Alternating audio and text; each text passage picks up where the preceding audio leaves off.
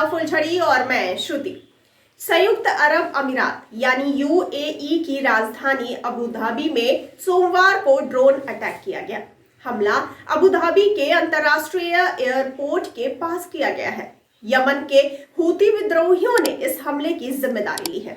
हमले में 3 लोगों की मौत हुई है। इनमें 2 भारतीय और 1 पाकिस्तानी नागरिक हैं। 6 लोग इसमें घायल बताए जा रहे हैं।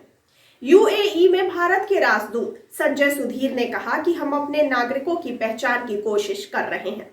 अधिकारियों ने अमीरात न्यूज एजेंसी यानी WAM को बताया कि तेल कंपनी ADNOC के गोदाम के पास मुसाफा इंडस्ट्रियल एरिया में फ्यूल टैंकरों में विस्फोट हुआ है। इसके अलावा अबू धाबी इंटरनेशनल एयरपोर्ट के पास कंस्ट्रक्शन साइट पर आग भी लग गई। पुलिस ने कहा कि शुरुआती जांच में छोटे विमान के कुछ टुकड़े मिले हैं। हो सकता है कि यह ड्रोन हो और इन्हीं की वजह से टैंकर विस्फोट हुए और एयरपोर्ट पर आग लगी। अधिकारियों ने कहा कि इस हमले में बहुत ज्यादा नुकसान नहीं हुआ है। यमन के हूती विद्रोहियों ने कहा कि उन्होंने यूएई में काफी भीतर तक अपने सैन्य अभियान शुरू कर दिए हैं। इनके बारे में ज्यादा जानकारी वे आने वाले कुछ घंटों में देंगे।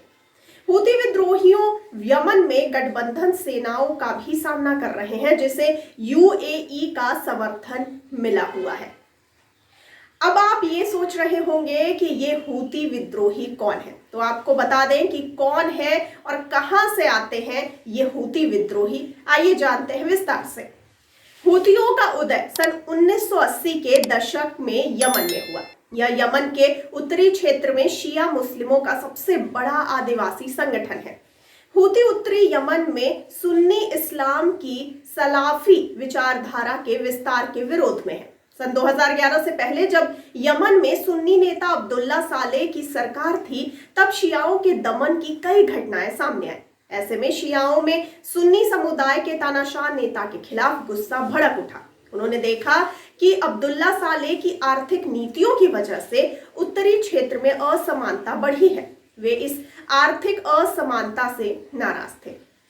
और आइए अब जानते हैं कि कैसे बना हूतियों का विद्रोही संगठन। आपको बता दें कि जर्मन वेबसाइट डायचे वेले के मुताबिक सन 2000 के दशक में विद्रोही सेना बनने के बाद हूतियों ने सन 2004 से सन 2010 तक सालेह की सेना से 6 बार युद्ध किया।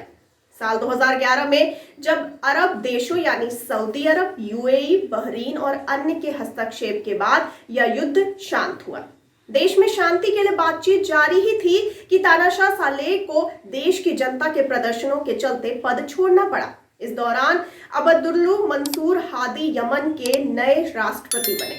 गौरतलब है कि पिछले साल अगस्त 2021 में हूती विद्रोहियों ने सऊदी के एयरपोर्ट को निशाना बनाया था।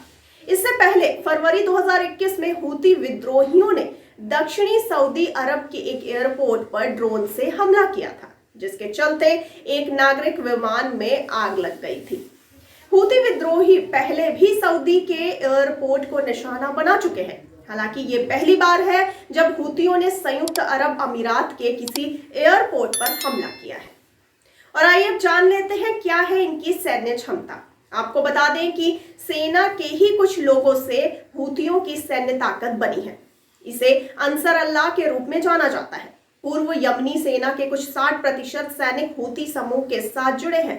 2019 के सितंबर महीने में पीटर सेलिसबरी और रेनाल्ड मंसूर ने एक रिपोर्ट जारी की थी। इसमें उन्होंने अनुमान लगाया था कि हूती विद्रोहियों के पास 1,80,000 से लेकर 2 लाख लोगों वाली सेना है।